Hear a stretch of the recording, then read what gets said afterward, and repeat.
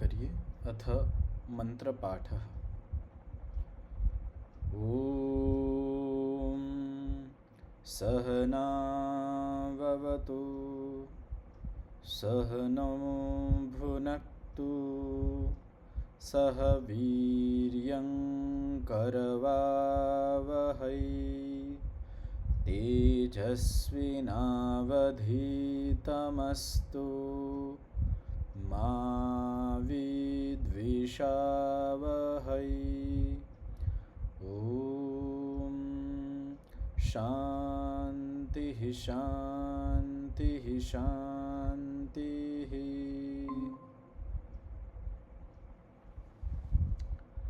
ગઈકાલના પાઠમાંથી કોઈને કંઈ પૂછવું હોય તો પૂછી શકો છો.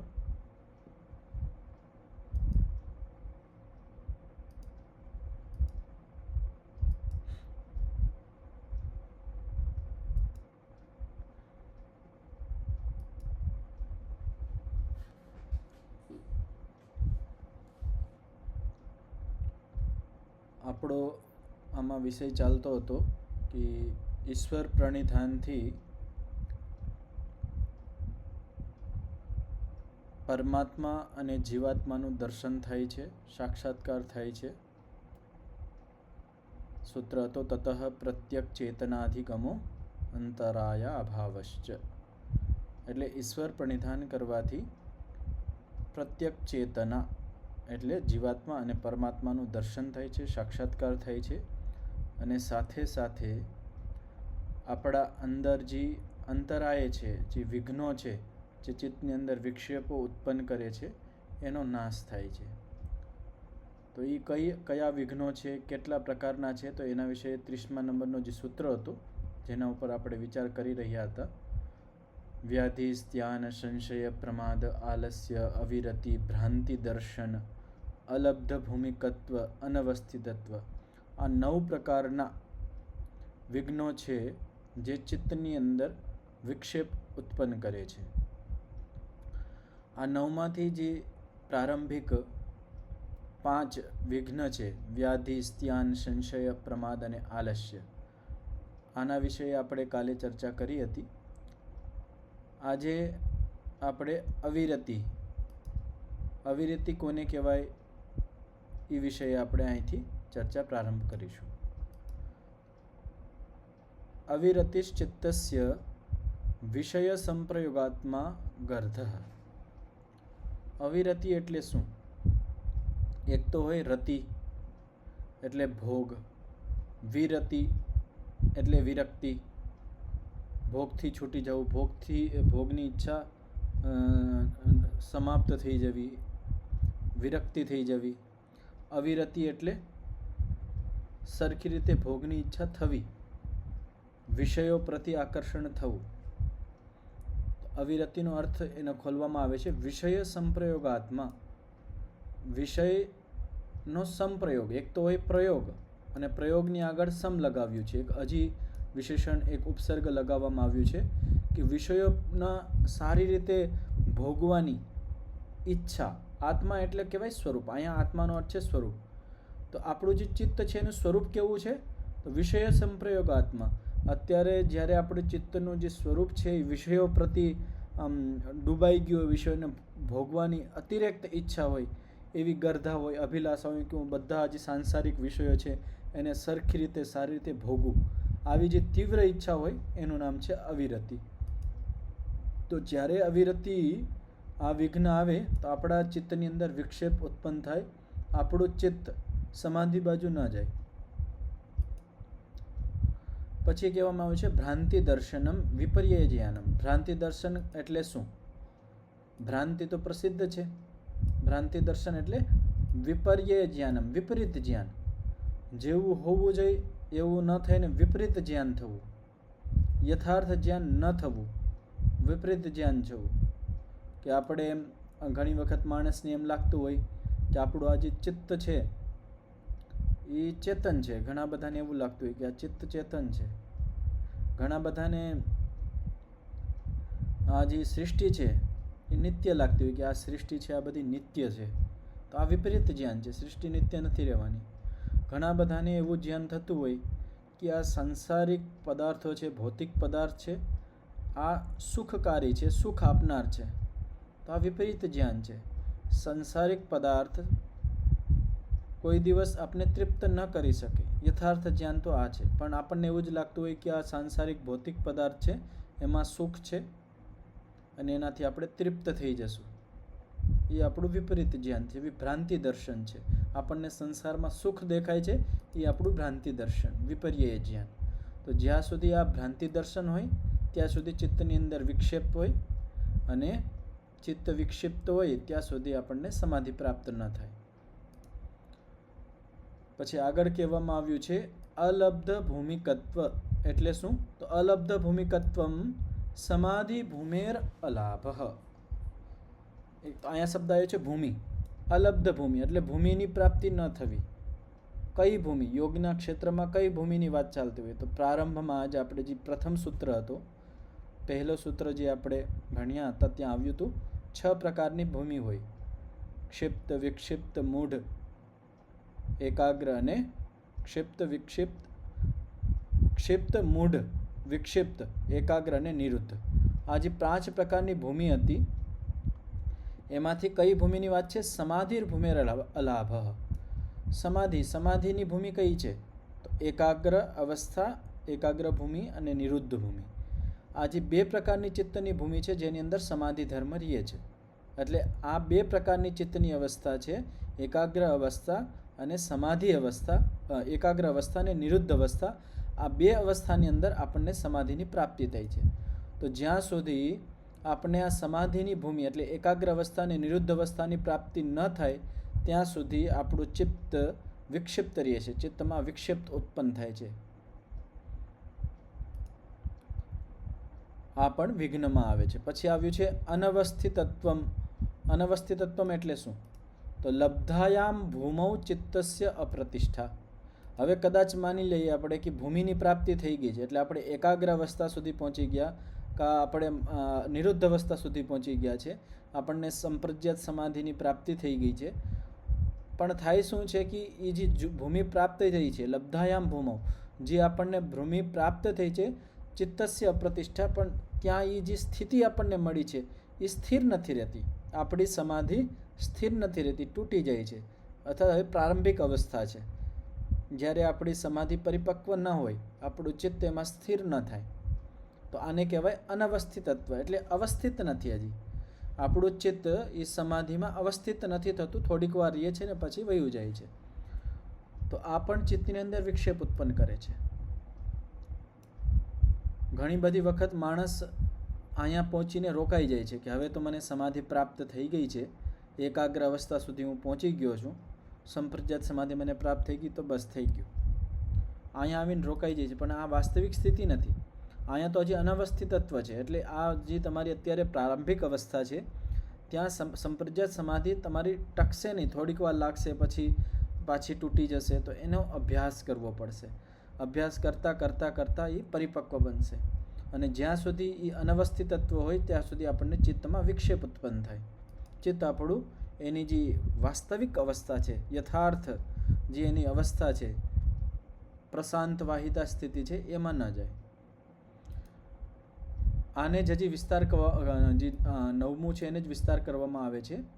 સમાધિ પ્રતિલંભેહિ સતી તદ અવસ્થિતમ સ્યાદ ઇતિ. સમાધિ પ્રતિલંભેહિ સતી, જ્યારે સમાધિ પ્રાપ્ત થઈ જાય છે, સંપ્રજ્ઞાત અથવા અસંપ્રજ્ઞાત સમાધિની આપણને પ્રાપ્તિ થઈ જાય છે, તદ અવસ્થિતમ સ્યાદ, ત્યાં આપણે સ્થિત રહીએ એ આપણી ઉપલબ્ધિ છે. અને આપણે અહીંયા સ્થિત નથી રહેતા તો એ છે અનવસ્થિતત્વ. આનું સમજાવવા માટે આને પ્રતિપક્ષમાં આપણે સમજાવવામાં આવ્યું છે. સમાધિ પ્રતિલંભેહિ સતી, સમાધિ જ્યારે આપણને પ્રાપ્ત થઈ જાય છે, તદ અવસ્થિતમ સ્યાત, એ સ્થિત થઈ જાય એવું હોવું જોઈએ. પણ જ્યાં સુધી સ્થિત ન થાય એટલે અનવસ્થિતત્વ, એને કહેવાય અંતરાય. જે 9મું અંતરાય છે એ છે અનવસ્થિતત્વ. આગળ કહેવામાં આવ્યું છે એતે ચિત્ત વિક્ષેપા નવ યોગમલા યોગ પ્રતિપક્ષા યોગ અંતરાયા ઇતિ અભિધીયન્તે. અહીંયા શું કહેવામાં આવ્યું કે એતે, આ જે બધા છે 9 પ્રકારના જે વિઘ્નો બતાવવામાં આવ્યા છે, 9 પ્રકારના જે અંતરાય બતાવવામાં આવી છે, એ શું છે? ચિત્ત વિક્ષેપા. ચિત્તમાં વિક્ષેપ ઉત્પન્ન કરે છે. અને એનું બીજું નામ આપ્યું છે યોગમલા. આ યોગના ક્ષેત્રમાં મળ છે, મળ. જેમ આપણે આપણા જીવનમાં આપણા શરીર ઉપર ક્યાંક મળ લાગ્યો તો આપણે એને દૂર કરી દઈએ છીએ. આપણા કપડાં ઉપર હોય કે આપણા શરીરમાં પણ જ્યારે મળ વધી જાય તો આપણે એને પેટ સાફ કરીએ છીએ કે પછી ઔષધિઓ લઈએ છીએ. શરીરની અંદર પણ અતિરિક્ત મળ ભેગું થઈ જાય તો આપણે રોગી બની જઈએ છીએ. તેવી જ રીતે અહીંયા શું કહેવામાં આવ્યું છે કે આ જે 9 પ્રકારના જે વિક્ષેપો છે, 9 પ્રકારની જે અંતરાય છે, એ શું છે? યોગનું મળ છે. તો આપણે સતત આ મળને દૂર કરવાનો પ્રયત્ન કરવો જોઈએ. નકર પછી આપણે યોગના ક્ષેત્રમાં આગળ ન વધી શકીએ. પછી એનું બીજું નામ આપવામાં આવ્યું છે યોગ પ્રતિપક્ષા. એક તો હોય પક્ષ હોય અને એક હોય પ્રતિપક્ષ. પ્રતિપક્ષ એટલે શત્રુ. આ યોગના શત્રુ છે. આ જે 9 પ્રકારના વિઘ્નો બતાવવામાં આવ્યા છે, આ યોગના શત્રુ છે. આપણને યોગ બાજુ જવાથી રોકે છે, બાધિત કરે છે. એને જ શું કહેવાય? યોગ અંતરાયા. આ યોગની અંતરાય છે. આ જે 9 છે એ યોગમાં બાધક છે, વિઘ્ન છે.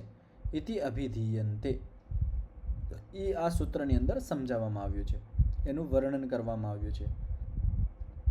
તો આ સૂત્ર બધાને સ્પષ્ટ થઈ ગયું? આમાં કોઈને કંઈ પૂછવું હોય તો પૂછી શકો છો, નકર પછી આપણે આગળના સૂત્રમાં જશું.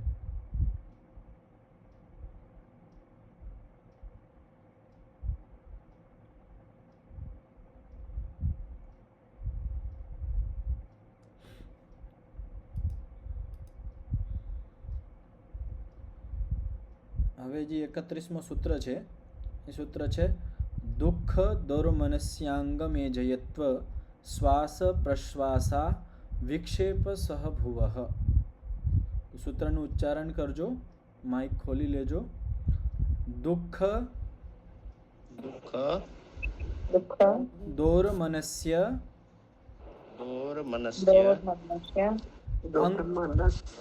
અંગમે જયત્વ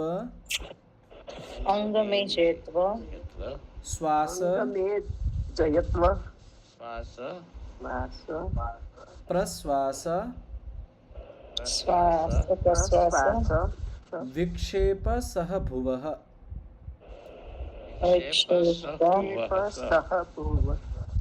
હવે આ સૂત્રની અંદર કહેવામાં આવે છે કે જો ઉપરના સૂત્રની અંદર 9 પ્રકારના જે વિઘ્નો વર્ણન કરવામાં આવ્યા છે, 9 પ્રકારની જે અંતરાએ વર્ણન કરવામાં આવ્યું છે, એની સાથે સાથે આ પણ પ્રાપ્ત થાય છે, આ પણ આવી જાય છે. આપણે ઓલા શોરૂમમાં જતા હોય તો અમુક વસ્તુ હોય ને કે આની સાથે આ વસ્તુ ફ્રી. તમે આ લેશો 1000નો સામાન લેશો તો 1 કિલો ખાંડ ફ્રી. આ વસ્તુ લેશો તો તેવી જ રીતે છે આ કે યદી આ 9 પ્રકારના વિઘ્નો છે તો તેની સાથે આ જરૂર આવશે, ફ્રીમાં મળશે, લેકિન આવશે જરૂર. તો એમાં શું કહેવામાં આવ્યું છે? દુઃખ. દુઃખ તો આપણે બધાને એનું ખબર જ છે, દુઃખ એટલે શું? દૌર્મનસ્ય. દૌર્મનસ્ય એટલે ચિત્તનો ચિત્ત ક્ષુભિત થઈ જવું, વિક્ષિપ્ત થઈ જવું. કંઈક ઈચ્છા પૂર્તિ ન થાય એટલે આપણું ચિત્ત ચંચળ થઈ જાય, ક્ષુભિત થઈ જાય. અંગમે જયત્વ એટલે અંગોમાં, શરીરના જે અંગો છે એની અંદર કંપન થવી. શ્વાસ અને પ્રશ્વાસ. શ્વાસ એટલે આપણે જેને અંદર લઈએ છીએ એને કહેવાય શ્વાસ. પ્રશ્વાસ એટલે આપણે જેને બહાર છોડીએ છીએ, જે પ્રાણવાયુને, એને કહેવાય પ્રશ્વાસ. વિક્ષેપ સહભુવઃ. આ જે વસ્તુ દુઃખ, દૌર્મનસ્ય, અંગમે જયત્વ, શ્વાસ અને પ્રશ્વાસ, આ 5 વસ્તુ જે કહેવામાં આવી છે, આ વિક્ષેપો સહભુવઃ, વિક્ષેપોની સાથે સાથે આવે છે. જ્યાં વિક્ષેપ હોય ત્યાં આ વસ્તુ આવે છે. દાખલા તરીકે આપણે વિક્ષેપમાં શું જોયું હતું? પહેલો વિક્ષેપ કયો હતો? તો વ્યાધિ. જ્યાં વ્યાધિ હોય ત્યાં દુઃખ અવશ્ય હોય. વ્યાધિ અંતરાઓ છે, વિક્ષેપ છે, તો વિક્ષેપની સાથે દુઃખ પણ આવે.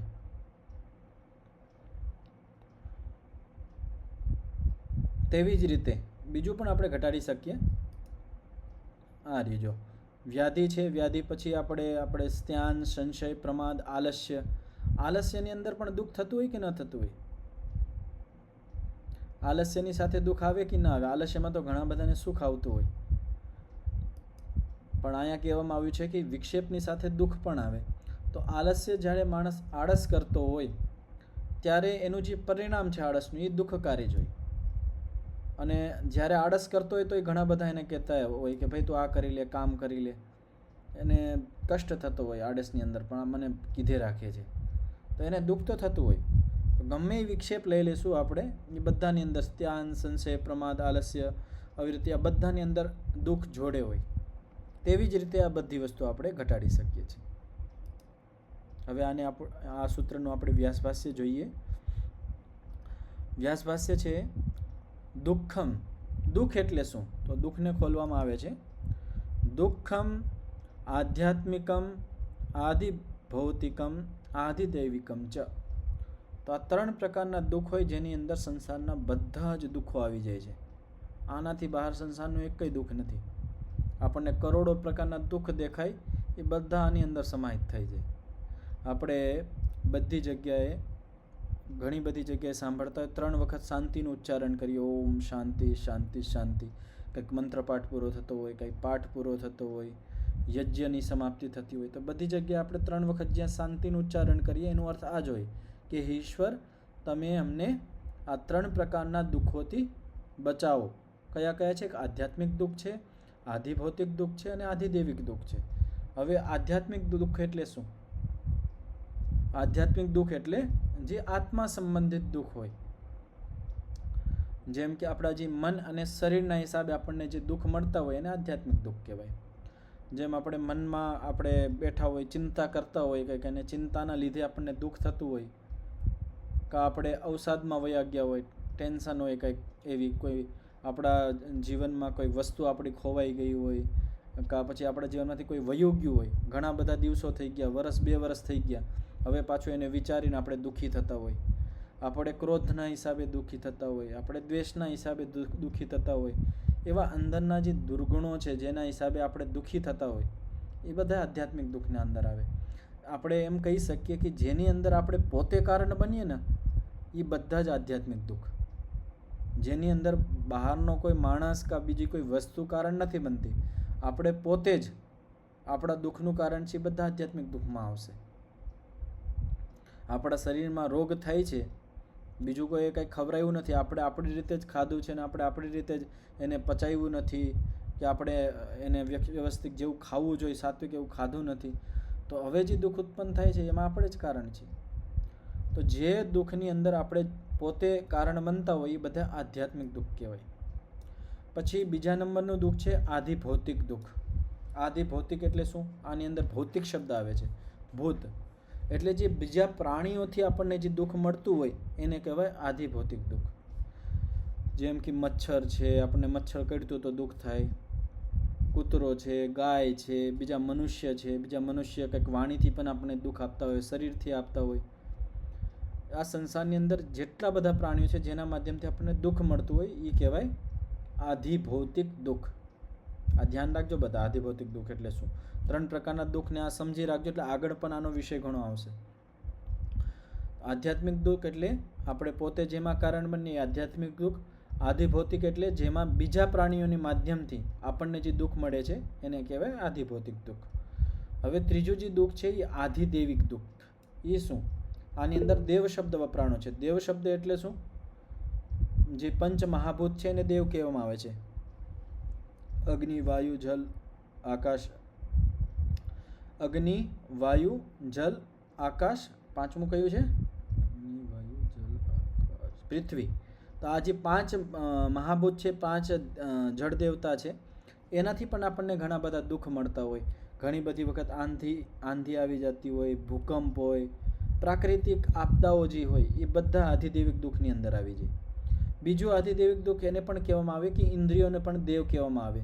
જે આપણા ઇન્દ્રિયોને માધ્યમથી આપણને જે દુઃખ મળતું હોય, આપણો ઇન્દ્રિય વિકૃત થઈ ગયું હોય, તો એના હિસાબે જે આપણને દુઃખ મળતું હોય ઇન્દ્રિયના હિસાબે, એ પણ આધિદૈવિક દુઃખની અંદર આવે છે.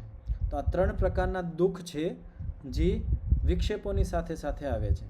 વ્યાધિ હોય તો આ દુઃખ આપણને, આમાંથી ગમે એ દુઃખ આપણને મળતું હોય.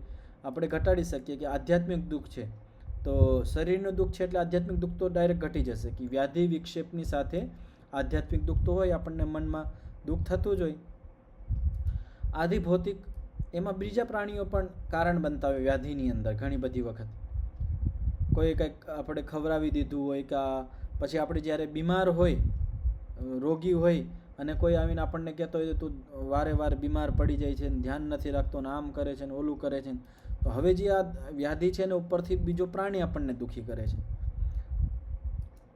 અને ત્રીજું છે આધિદૈવિક. આધિદૈવિક દુઃખ પણ આપણે વ્યાધિની અંદર ઘટાડી શકીએ. હવે આપણે બીમાર હોય તો તાવ આવી ગયો હોય તો આપણને શરદી લાગતી હોય સામાન્ય રૂપથી, તે જે વાયુનું જે દુઃખ છે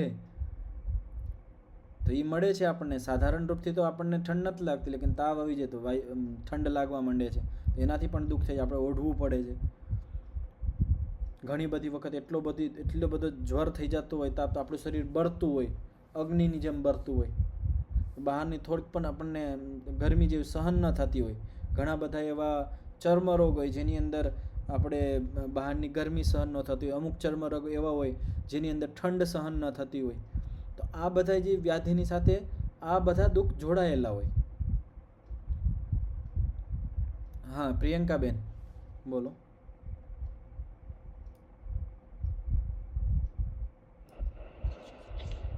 તમે આમાં આધિદૈવિકમાં કંઈક એવું પણ કીધું ને, આપણી ઇન્દ્રિયોને લીધે જે હોય હા એ કેવી રીતે? એ તો આપણે લીધે જ થયું કહેવાય ને, આપણી ઇન્દ્રિયોને લીધે દુઃખ. હા ઇન્દ્રિયોને લીધે આપણે લીધે થયું, પણ એમાં ઇન્દ્રિયોને પણ દેવ કહેવામાં આવે છે તો થોડુંક એમાં અલગ કરી દે છે. મતલબ એક વ્યાખ્યા એ પણ મળે છે કે ઇન્દ્રિય આપણું કરણ છે. ઇન્દ્રિય શું છે? આપણું કરણ છે, એટલે આપણાથી જુદું વસ્તુ છે.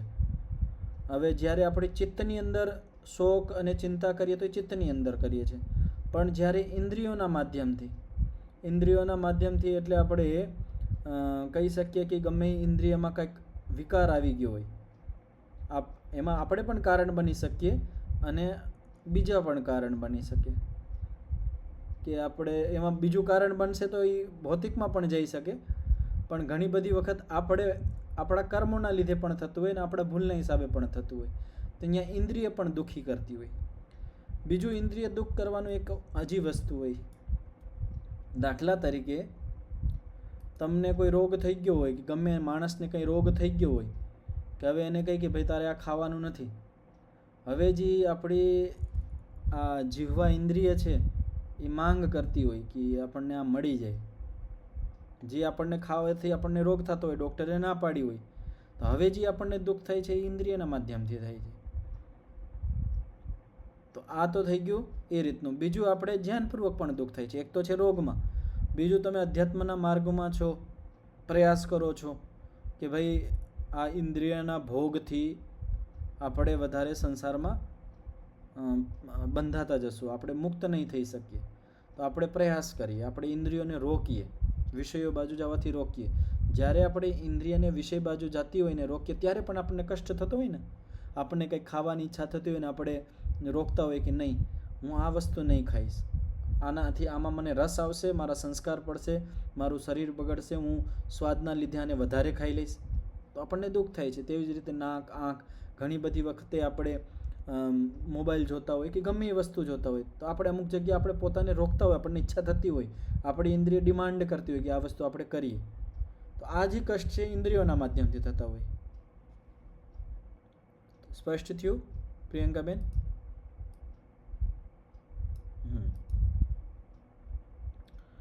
હવે દુઃખની પરિભાષા કહેવામાં આવે છે. દુઃખ એટલે શું? આ પરિભાષા યાદ રાખવા જેવી છે, એટલે આને સમજજો અને યાદ રાખજો. યેન અભિહતા, પેલો શબ્દ શું છે? યેન અભિહતા, જેનાથી આપણે પ્રતાડિત થાય છે. કોઈ માણસ કોઈને પ્રતાડિત કરતો હોય એવી જ રીતે જે વસ્તુથી આપણે પ્રતાડિત થાય છે. પ્રાણીનઃ તદ ઉપઘાતાય, પ્રાણી જે વસ્તુને હટાવવા માંગે છે, એટલે જે વસ્તુથી પ્રતાડિત થતો હોય એની પ્રતાડિત જે વસ્તુથી થાય એને પોતાના જીવનથી દૂર કરવા માંગતો હોય, પ્રયત્નતે એને દૂર કરવા માટે જે પ્રયત્ન કરતો હોય. તો શું પરિભાષા થઈ કે પ્રાણી જેનાથી પ્રતાડિત થતો હોય અને જે વસ્તુથી પ્રતાડિત થાય છે એને દૂર કરવા માટે પ્રયત્ન કરતો હોય તદ દુઃખમ, એનું નામ દુઃખ છે. જેને દૂર કરતો હોય, આપણે માની લ્યો કે ગમે એ વસ્તુ લઈ, આપણને રોગ થઈ ગયો હોય તો આપણને રોગથી દુઃખ થતું હોય ને, તો આપણે રોગને દૂર કરવાનો પ્રયાસ કરીએ છીએ. તો જ્યાં જ્યાં વસ્તુ આપણે દૂર કરવાનો પ્રયાસ કરીએ એ બધું દુઃખ વસ્તુ હોય. કોઈ માણસ છે આપણને હેરાન કરતો હોય તો આપણે માણસને દૂર કરવાનો પ્રયત્ન કરીએ. તો જ્યાં આપણે એને દૂર કરીએ, મતલબ આ માણસ સાથે હું જોડાઉં છું તો મને દુઃખ મળે છે. તો જેને પણ આપણે, જે વસ્તુ આપણને પ્રતાડિત કરતું હોય, આપણને પરેશાન કરતું હોય અને જેને આપણે દૂર કરવાનો પ્રયત્ન કરતા હોય એનું નામ દુઃખ છે. દોર્મનસ્યમ ઈચ્છા વિઘાતા ચેતસઃ ક્ષોભઃ. દોર્મનસ્ય એટલે શું? આમ આવ્યું હતું ને દુઃખ પછી દોર્મનસ્ય. દોર્મનસ્ય એટલે ઈચ્છા વિઘાતા. ઈચ્છા વિઘાત શબ્દ તો સમજમાં આવતો હોય છે સાંભળવાથી જ, કે જ્યારે આપણા ઈચ્છાનો વિઘાત થઈ જતો હોય, આપણી ઈચ્છા બાધિત થઈ જતી હોય ગમે એ કારણથી, બીજા માણસથી, આપણા સામર્થ્ય ઓછું હોય, ગમે એ કારણથી જ્યારે આપણી ઈચ્છા બાધિત થઈ જાય તો ચિત્તની અંદર ક્ષોભ ઉત્પન્ન થાય. આ દુઃખથી થોડુંક અલગ વસ્તુ છે. આપણે દુઃખી ન થતા હોય પણ ચિત્ત ક્ષુભિત થઈ જતું હોય, આપણું બેચેન થઈ જતું હોય કે આ કેમ નથી મળતું એમ, અમારી ઈચ્છા હતી અને અમારી ઈચ્છાનો વિઘાત કેમ થઈ ગયો. ઘણી બધી વસ્તુ ખાવાની ઈચ્છા હોય, ન મળતી હોય તો આપણી ઈચ્છાનો વિઘાત થાય. ઘણી બધી વખત આપણે કંઈક બોલવાની ઈચ્છા થતી હોય કે હું અહીંયા કંઈક બોલું, અને આપણું સામર્થ્ય ને આપણે અહીંયા બોલી ન શકતા હોય કે ભાઈ અહીંયા આ મને બોલવા દે તો સારું. થોડીક વાર બોલવાની ઈચ્છા થતી હોય અને આપણે જેમ બોલવા જઈને આપણે રોકી દઈએ, આપણો ઈચ્છાનો વિઘાત થઈ જાય, ત્યાં પણ ચિત્ત આપણું ક્ષુભિત થઈ જતું હોય. એવી ઘણી બધી આપણી ઈચ્છાઓ હોય, એમાં આપણે પોતે પણ વિઘાત કરતા હોય ને બીજા પણ માણસ વિઘાત કરતા હોય. ઘણા બધા કારણો હોય વિઘાતોના. તો જ્યારે પણ આપણો ઈચ્છાનો વિઘાત થાય ત્યારે આપણું ચિત્ત જે ક્ષુભિત થાય એનું નામ કહેવાય દોર્મનસ્ય, કે આપણું મન દૂર વયું ગયું છે. દૂર એટલે આપણે મનમાં એકદમ દૂર વયા ગયા છે. મન અને આત્માનું દૂરી આવી ગઈ છે એમ કહી શકીએ, કે આપણે ક્ષોભ ઉત્પન્ન થઈ ગયો છે, મનથી આપણે પ્રસન્ન નથી. આગળ કહેવામાં આવ્યું છે યદ અંગાની એજયતિ કંપયતિ તદ અંગમેજયત્વમ. જેનાથી આપણા અંગ કાપતા હોય, કાપી જતા હોય એનું નામ કહેવાય અંગમેજયત્વ. તો આ પણ વસ્તુ જો જ્યારે આપણા ચિત્તની અંદર વિક્ષેપ આવે, 9 પ્રકારના વ્યાધિ, સંશય, પ્રમાદ, જે ઉપર વસ્તુ કહેવામાં આવી હતી, એ 9 પ્રકારના વિઘ્ન આવે તો એમાં ઘણી બધી વખત આપણા અંગ હે ને એ કાપતા થઈ જાય. દાખલા તરીકે મોટું ઉદાહરણ લેવું હોય, આને ધ્યાનમાં રાખવાનું, વ્યાધિમાં નહીં લેવાનું. કોઈ બીમાર છે ને હાથ કાપતો હોય આમ, એ તો વ્યાધિમાં આવી જાય. આ તો વ્યાધિની સાથે વસ્તુ કહેવામાં આવી છે. તો શું આપણે મોટો દાખલાથી આપણે સમજી શકીએ કે જ્યારે માણસને ક્રોધ આવતો હોય ત્યારે શું થાય? ઘણા બધાના હોઠ ફડફડાતા હોય, ચહેરો ફડફડાતો હોય, અંગ ધ્રુજતા હોય. તો ક્રોધના હિસાબે અમુક વાર એવું થાય. અમુક વાર જ્યારે બી જતો હોય, બીક લાગતી હોય ત્યારે પણ આપણા અંગ કાપવા માંડે છે. તો જ્યારે અંગમાં ધ્રુજારી આવે છે, તો આ જે ધ્રુજારી છે એ શું છે? વિક્ષેપની સાથે છે. અને એક આપણે બીમાર પડતા હોય, ઘણી બધી વખત માણસ વૃદ્ધ થઈ જાય ત્યારે પેન પકડતો હોય તો પેન, ગ્લાસ પકડતો તો આમ ધ્રુજારી હાથ ચાલતી હોય, હાથની અંદર હાથ ધ્રુજતો હોય. આ તો વ્યાધિની અંદર આવી શકે છે. પણ વિક્ષેપોની સાથે જે નૈમિત્તિક રૂપમાં અંગમેજયત્વ થતું હોય, કોઈ નિમિત્તના હિસાબે, એ અહીંયા કહેવામાં આવે છે. તો ઘણા બધા વિક્ષેપો એવા હોય જેની અંદર આપણે અંગમેજન થતું હોય, એટલે અંગ ધ્રુજતા હોય આપણા. પછી આગળ કહેવામાં આવે છે પ્રાણો યત બાહ્યમ વાયુમ આચામતિ સહ શ્વાસ. શ્વાસ એટલે શું? કે આપણે જે બહારના જે વાયુ છે, પ્રાણ છે, એને અંદર ભરતા હોય એનું નામ છે શ્વાસ. હવે આ વિચારવા જેવું છે કે આ ચિત્તના વિક્ષેપ હોય ત્યારે શ્વાસ હોય. તો બીજો અર્થ શું આવે? કે જ્યારે ચિત્તના વિક્ષેપ સમાપ્ત થઈ જાય તો આપણો શ્વાસ પણ રોકાઈ જાય, એવો પણ અર્થ આવી શકે. તો એવો ઊંધો અર્થ નથી લેવાનો. અહીંયા બંને અર્થ થઈ શકે ને. અહીંયા શું કહેવામાં આવ્યું છે? વિક્ષેપ સહભૂવ. વિક્ષેપની જોડે જોડે, વિક્ષેપોની સાથે સાથે આ વસ્તુ આવે છે. જ્યારે વિક્ષેપ ન હોય ત્યારે આ વસ્તુ પણ ન હોય. દાખલા તરીકે આપણે રોગી ન હોય તો આપણને દુઃખ ન થતું હોય શરીર અને આપણા અંદરથી બધા જ પ્રકારના જે 9 પ્રકારના આ વિક્ષેપો છે, વ્યાધિ, સ્ત્યાન, આ બધાય વયા જાય તો આપણને આપણા જીવનમાંથી દુઃખ પણ વયું જાય. એ વાત સાચી છે. પણ શું તેવી જ રીતે આપણા જીવનમાંથી બધા વિક્ષેપો આપણે દૂર કરી દઈએ, આપણે ઈશ્વર પ્રણિધાનના યોગના માધ્યમથી બધા જ વિક્ષેપોનો અભાવ કરી દઈએ, તો શું આપણો શ્વાસ અને પ્રશ્વાસ રોકાઈ જશે? આપણું મૃત્યુ થઈ જશે? એવો અર્થ નથી લેવાનો. આપણે આમ ડાયરેક્ટ જોઈએ તો એવો જ અર્થ આવે છે, પણ ઋષિનું આ તાત્પર્ય શું છે? કાંઈ ઋષિ તો આવું તો સીધું સીધું તો કહેવાના નથી. આનું તાત્પર્ય શું છે? તો તાત્પર્ય છે કે જ્યારે આપણા અંદર આ વિક્ષેપો હોય ને ત્યારે આપણો શ્વાસ ઊંચો ગહેરો લેતા હોય આપણે ઘણી બધી વખત. આમાં પણ આપણે ક્રોધનો દાખલો લઈ શકીએ છીએ કે જ્યારે આપણે ક્રોધ આવતો હોય તો આપણે શ્વાસની ગતિ કેવી થઈ જાય? આપણે તેજીથી શ્વાસ લેવા માંડીએ છીએ. શ્વાસની જે સામાન્ય અવસ્થા છે એના કરતાં ગતિ વધી જાય છે. ઘણી બધી વખત માણસ ચિંતિત હોય તો એની શ્વાસ ઘટી જાય છે, આમ લાંબો શ્વાસ છોડતો હોય. તો જ્યારે આ શ્વાસ પ્રશ્વાસની જે ગતિ છે એમાં વિક્ષેપ ઉત્પન્ન થઈ જતો હોય તો એને કહેવાય શ્વાસ. તો જ્યારે આપણા અંદર વિક્ષેપ હોય, વ્યાધિ ને એવું બધું હોય, ત્યારે આપણા અંદર જે શ્વાસ છે એ પણ વધી જતો. આપણે બીમારીની અંદર જોઈ શકીએ, આપણે જ્યારે બીમાર હોય, રોગી હોય, ત્યારે આપણા શ્વાસની ગતિ અલગ હોય. સ્વસ્થ હોય ત્યારે અલગ હોય, તાવ હોય તો અલગ હોય, ગરમ શ્વાસ આવતો હોય, આપણે જોરથી લેતા હોય, તે અલગ અલગ રોગોમાં શ્વાસની પ્રક્રિયા પણ અલગ અલગ થતી હોય. યત કોષ્ઠ્યમ વાયુમ નિસ્સારયતિ સ પ્રશ્વાસ. પ્રશ્વાસ એટલે શું? જે આપણે કોષ્ઠની અંદરથી વાયુ નીકાળી દઈએ છીએ એનું નામ છે પ્રશ્વાસ. કોષ્ઠ એટલે શું? આપણા ફેફડાની અંદર જે કોઠી હોય, એટલે શું કહેવાય, ફેફડા હોય એની અંદરથી આપણે જે વાયુ કાઢીએ છીએ બહાર, આયુર્વેદની અંદર એને કોષ્ઠ કહેવામાં આવ્યું છે. કોષ્ઠ એટલે એક પ્રકારનો રૂમ, એક પ્રકારની કોઠી જેવું. આપણા શરીરની અંદર એક ભાગ એવો ખાલી છે જ્યાં આપણે શ્વાસ ભરીએ છીએ, આપણા જે ફેફડા છે એને કહેવાય કોષ્ઠ. તો એની અંદર જે આપણે શ્વાસ વાયુ ભરીએ છીએ અને એને જે વાયુ ભર્યા પછી જેને આપણે નીકાળીએ છીએ બહાર, એનું નામ છે પ્રશ્વાસ. તો વિક્ષેપની સાથે આ પણ વસ્તુ વધી જાય છે. જે એક સામાન્ય જેવો શ્વાસ પ્રશ્વાસ હોવો જોઈએ એવો નથી રહેતો. વિક્ષેપ હોય ત્યારે આપણે શ્વાસ પ્રશ્વાસની ગતિ જુદી હોય છે. હવે આપણે વિચારી શકીએ છીએ કે આ વસ્તુ બહુ સૂક્ષ્મતાથી આપણે વિચારીએ તો જો યોગી માણસ હોય ને એની શ્વાસ અને પ્રશ્વાસની ગતિ એકદમ સુવ્યવસ્થિત હોય. એના આ બંને જે નાકના બંને સ્વર હોય એક સાથે ચાલતા હોય, ઉપર નીચે ન હોય. પણ જે સાંસારિક માણસ છે, જે ચિંતામાન, આડાવરા વિક્ષેપોથી બાધિત હોય, એની શ્વાસની ગતિ એક જેવી ન હોય. ક્યારેક તેજ લેતો હોય, ક્યારેક ધીમા લેતો હોય, ક્યારેક બહુ ગતિ આડાટેડી હોય એની. આપણે પોતે પણ અનુભવ કરી શકીએ છીએ કે આખા દિવસમાં આપણે શ્વાસની ગતિ એક જેવી હોય કે જુદી જુદી હોય છે.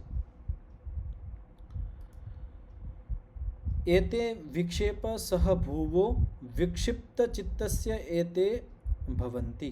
હવે શું કહેવામાં આવે છે કે એતે આ જે 5 પ્રકારના જે આ વસ્તુ કહેવામાં આવી છે, દુઃખ, દોર્મનસ્ય, અંગમે જયત્વ, શ્વાસ અને પ્રશ્વાસ, આ 5 પ્રકારની વસ્તુ વિક્ષેપ સહભૂવ, વિક્ષેપોની સાથે સાથે વિક્ષિપ્ત ચિત્ત છે તે ભવંતી, વિક્ષિપ્ત ચિત્તવાળા માણસની અંદર હોય છે. તો શું કહેવામાં આવ્યું? જે માણસનું ચિત્ત વિક્ષિપ્ત અવસ્થાવાળું હોય એની અંદર આ વિક્ષેપોની સાથે સાથે દુઃખ, દોર્મનસ્ય, અંગમે જયત્વ, શ્વાસ અને પ્રશ્વાસ, આ 5 વસ્તુ પણ આવે છે. સમાહિત ચિત્તસ્ય તે ન ભવંતિ. જેનું ચિત્ત સમાહિત થઈ જાય છે, સમાહિત એટલે એકાગ્ર થઈ જાય છે, સમાધિસ્થ થઈ જાય છે, તો એવો જે ચિત્તવાળો માણસ છે એની અંદર આ વિક્ષેપ અને વિક્ષેપની સાથે સાથે જે આ 5 વસ્તુ કહેવામાં આવી છે, દુઃખ, દોર્મનસ્ય, અંગમે જયત્વ, શ્વાસ અને પ્રશ્વાસ, આ 9 અને 5 14 વસ્તુનો અભાવ થઈ જાય છે. તો આ સૂત્રની અંદરથી કોઈને કંઈ પૂછવું હોય, પ્રશ્ન હોય તો પૂછી શકો છો, નકર પછી આપણે આગળ વધશું. આ બધાને સ્પષ્ટ થઈ ગયો છે? સ્પષ્ટ થઈ ગયું છે? ચાલો તો હું થોડુંક પૂછી લઉં આજે. આધ્યાત્મિક દુઃખ એટલે શું?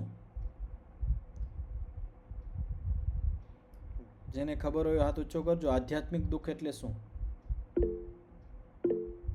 હા, નરેશભાઈ.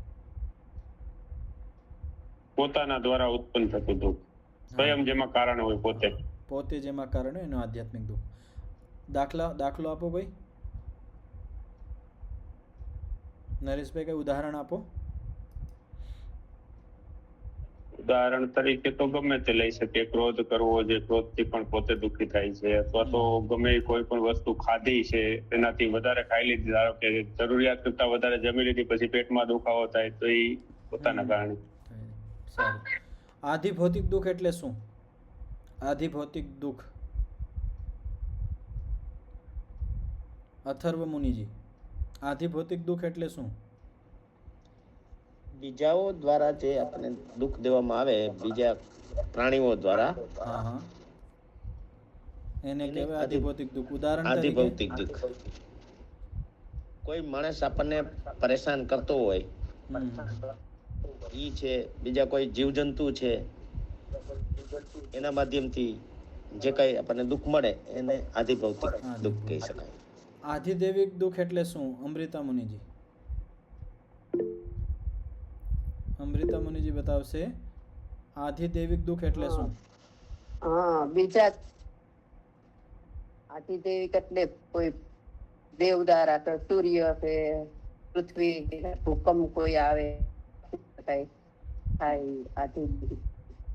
આધિભૌતિક દુઃખ. પ્રાકૃતિક આપદાઓથી જે આપણને દુઃખ મળતું હોય, વધારે વરસાદ થઈ જતો હોય, આંધી છે, તુફાન છે, ભૂકંપ છે, દુકાળ આવતો હોય. અમુક વખત દુકાળે આવે ને, પહેલાં, અત્યારે તો એટલા નથી આવતા, પહેલાં દુકાળ પડતા.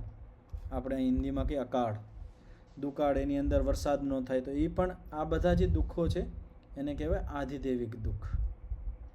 સારું. દુઃખ એટલે શું? દુઃખની પરિભાષા શું કહેવામાં આવી હતી? દુઃખ એટલે શું? ગીતાબેન. નમસ્તે આચાર્યજી. જી નમસ્તે. બીજા આપણને જેનાથી આપણું આત્મા પ્રતાડિત થાય, મતલબ દુખી થાય, પ્રતાડિત થાય કે પ્રતાડિત થાય, અને એવી સ્થિતિ બને ત્યારે એને આપણે દુખી થઈએ તો એને દુઃખ કહેવામાં આવે છે. નહીં, દુઃખી થાય એનાથી દુઃખ કહેવામાં આવે તો દુઃખ થયું. એની પરિભાષા કેવી રીતે આપણે સમજી શકીએ દુઃખ છે? આ તો થઈ ગયું એના અભિહતા, જેનાથી આપણે પ્રતાડિત થયા. અને એના પછી આ શબ્દનો અર્થ કરો, તદ ઉપઘાતાય પ્રયતંતે. એને દૂર કરવા માટે, એ જેનાથી આપણને દુઃખ મળે છે એ કારણને દૂર કરવા માટે જે આપણે પ્રયત્ન કરીએ છીએ એનું નામ દુઃખ છે. જેને દૂર કરવા માટે આપણે પ્રયત્ન કરીએ છીએ એ ધ્યાન રાખવાનું. જે પ્રયત્ન કરે છે એને દુઃખ નથી ગણવાનું, એ વિચાર રાખવાનો. ઊંધું ન થઈ જવું જોઈએ કે જે આપણે પ્રયત્ન કરીએ છીએ એ દુઃખ નથી. જેને હટાવવા માટે આપણે પ્રયત્ન કરીએ છીએ એ દુઃખ છે. જેને, એનું નામ દુઃખ છે.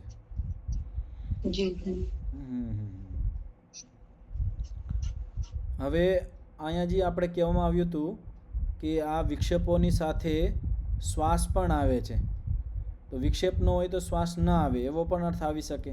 તો અહીંયા શું અર્થ લેવામાં આવ્યો છે કે જ્યારે વિક્ષેપોની સાથે શ્વાસ આવે છે તો આપણે તો વિક્ષેપ ન હોય, સામાન્ય માણસ હોય, યોગી માણસ હોય, એને પણ શ્વાસ ચાલતો હોય, તો અહીંયા કેવી રીતે ઘટાડવામાં આવે?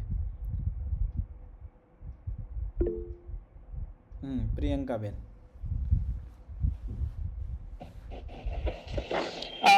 વિક્ષેપની સાથે શ્વાસ એટલે જ્યારે આપણે જે રેગ્યુલર લેતા હોય નોર્મલ શ્વાસ હોય, પણ જ્યારે આપણે ક્રોધિત હોઈએ, કોઈ ટેન્શનમાં હોઈએ, ત્યારે આપણા શ્વાસની ગતિ એકદમ શોર્ટ બ્રીથ થઈ જશે, એટલે એ ટાઈપના શ્વાસની આ વાત થાય છે. જી, જ્યારે આપણે રોગી હોય ત્યારે પણ આપણી શ્વાસની ગતિ નોર્મલ નથી રહેતી. એને કહેવાય કે જ્યારે આપણે વિક્ષેપોની સાથે હોય ત્યારે આપણી શ્વાસની જે સાધારણ ગતિ હોવી જોઈએ એ નથી રહેતી. તેવી જ રીતે પ્રશ્વાસ.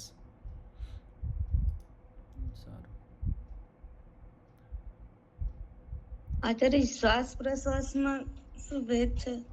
શ્વાસ એટલે જેને આપણે જે વાયુને અંદર લઈ એનું નામ છે શ્વાસ, અને જેને આપણે બહાર છોડીએ છીએ એનું નામ છે પ્રશ્વાસ. આગળ પ્રાણાયામનું સૂત્ર આવશે ને ત્યાં પણ આની વ્યાખ્યા કરવામાં આવે છે. આ ભેદ રાખવાનો. જેને આપણે અંદર લઈ એનું નામ શ્વાસ, જેને બહાર છોડીએ એને પ્રશ્વાસ.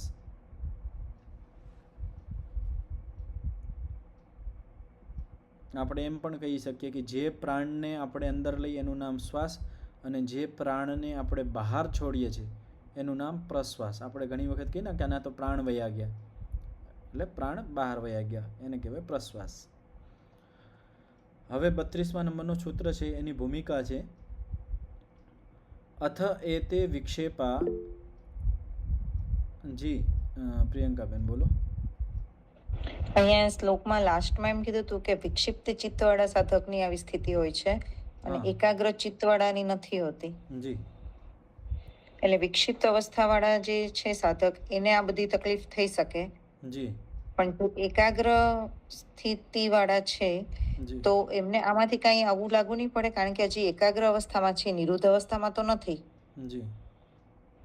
તો જી એકાગ્ર અવસ્થાની અંદર છે, એને પણ કહેવામાં આવ્યું હતું ને, વહાં 9 દોષ, જે 9 પ્રકારની વિક્ષેપો કહેવામાં આવ્યા હતા. એમાં જો આ 2 દોષને ધ્યાન કરો તમે, અલબ્ધ ભૂમિકત્વ અને અનવસ્થિતત્વ.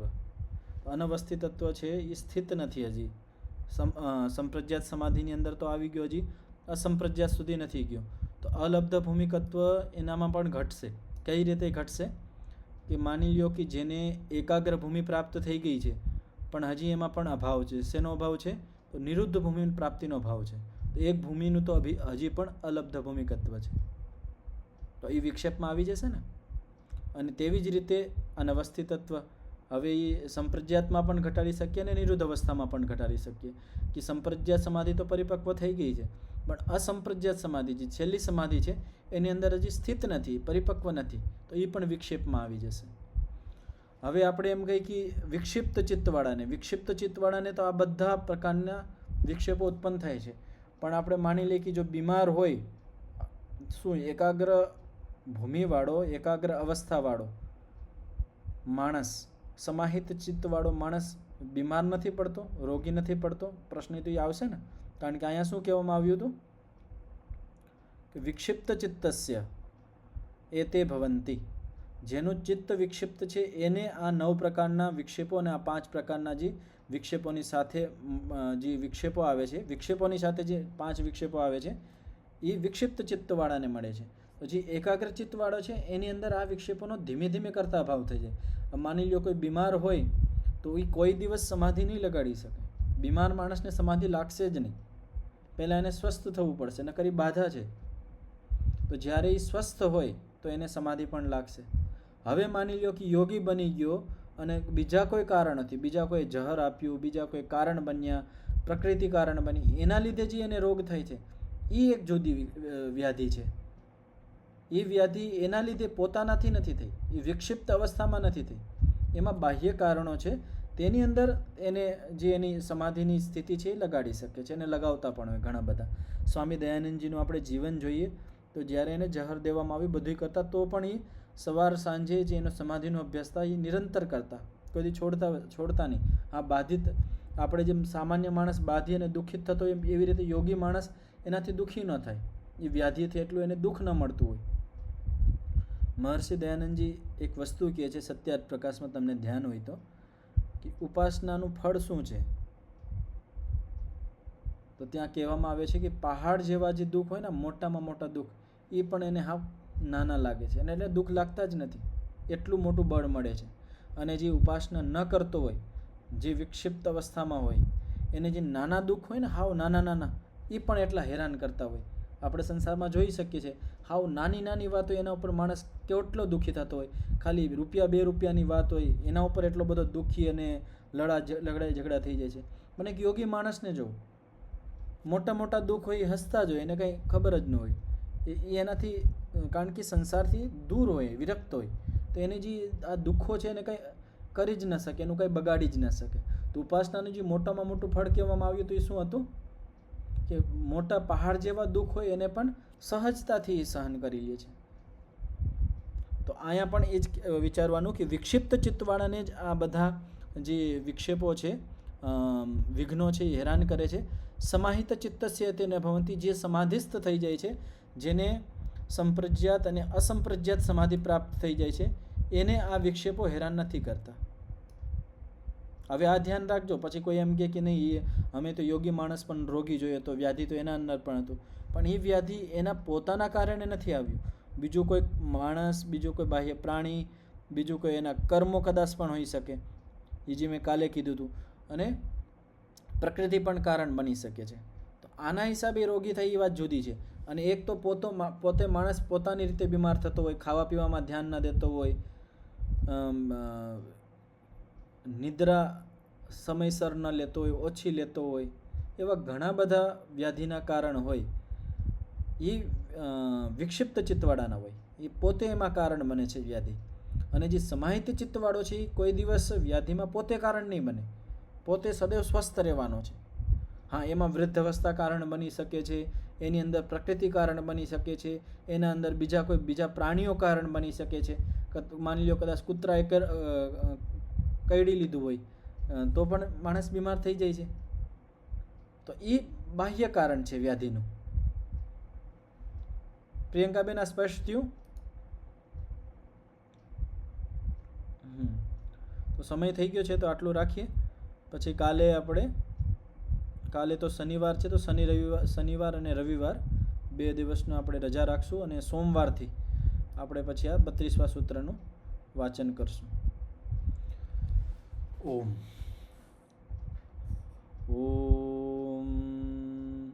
શાંતિ શાંતિ શાંતિ. સર્વેભ્યો નમઃ. બધાને સાદર નમસ્તેજી.